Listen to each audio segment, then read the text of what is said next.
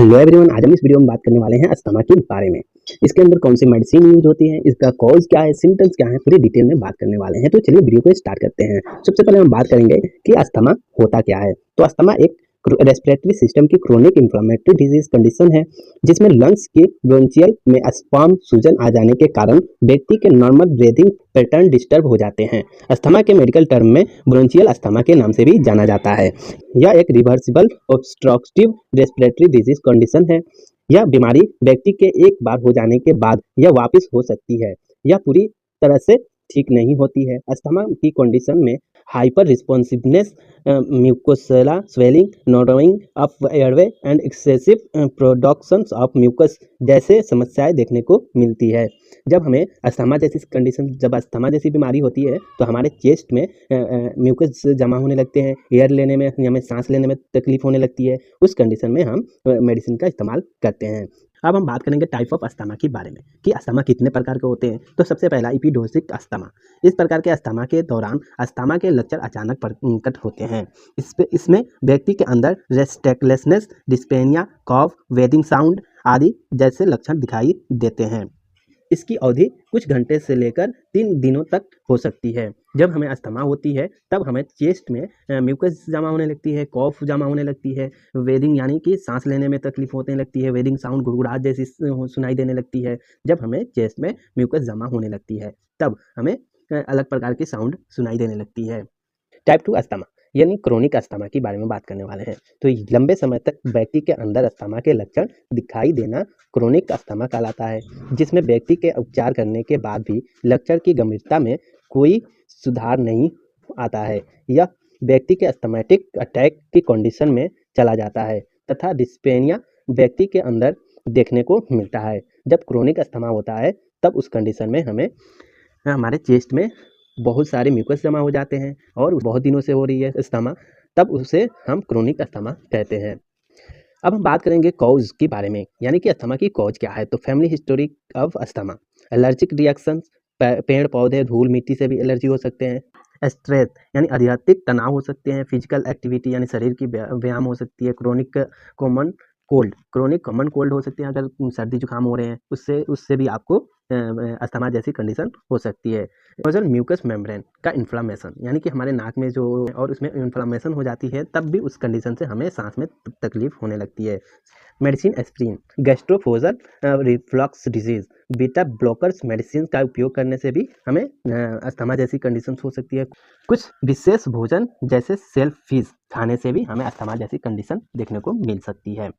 अब हम बात करेंगे सिम्टम्स के बारे में, यानी कि अस्थमा के सिम्टम्स क्या है। तो क्रोनिक कॉफ यानी पुराने लंबे समय तक रात को खांसी आना, डिस्पेनिया यानी सांस लेने में तकलीफ हो सकते हैं, शॉर्टनेस ऑफ ब्रीथिंग यानी सांस फूल सकते हैं, वेदिंग साउंड यानी घरघराहट की आवाज़ सुनाई दे सकते हैं, चेस्ट थिकनेस सीने में जकड़न और दर्द हो सकते हैं, डाइपोरेसिया यानी पसीने आना, इंक्रीज रेस्पिरेटरी रेट, इरिटेशन यानी चिड़चिड़ापन हो सकते हैं, रात को खांसने के कारण नींद नहीं आना, ये सभी हमें अस्थमा की कंडीशंस होते हैं। अब हम बात करेंगे कि जब अस्थमा होती है तब उस कंडीशन में कौन कौन सी जांच होते हैं, यानी कि टेस्ट के बारे में बात करेंगे। हिस्टोरी टैकिंग, फिजिकल एग्जामिनेशन हो सकते हैं, चेस्ट एक्सरे यानी कि चेस्ट का एक्सरे किया जा सकता है, स्किन हाइपर सेंसिटिविटी टेस्ट हो सकते हैं, पल्मोनरी फंक्शन टेस्ट कराए जा सकते हैं, एबीजी टेस्ट, इसका test analytic arterial blood analyse करने के लिए भी इस जांच को कराया जाता है। पेक रेस्पिरेटरी फ्लो रेट का भी जांच कराया जा सकता है। सीटी स्कैन, जब बहुत ज़्यादा प्रॉब्लम हो रही है अस्थमा में तब हम सीटी स्कैन जैसी टेस्ट करा सकते हैं। एमआरआई एग्जामिनेशन, एमआरआई भी हम करा सकते हैं। अब हम बात करेंगे अस्थमा में यूज होने वाले उन सभी मेडिसिन के बारे में। उससे पहले कि आप कोई भी मेडिसिन को इस्तेमाल करने से पहले एक बार डॉक्टर की सलाह जरूर लें। ये वीडियो सिर्फ एजुकेशन पर्पज के लिए बनाया जाता है। सबसे पहला मेडिसिन है द वेल रिटर्ड टैबलेट। इसके अंदर जो कंपोजिशन होते हैं वो होते हैं थियोफालिन। इसका यूज की बात करो तो अस्थमा कंडीशन में इसका इस्तेमाल किया जाता है। सीओपीडी, ब्रोंकाइटिस में भी इस मेडिसिन का इस्तेमाल कर सकते हैं।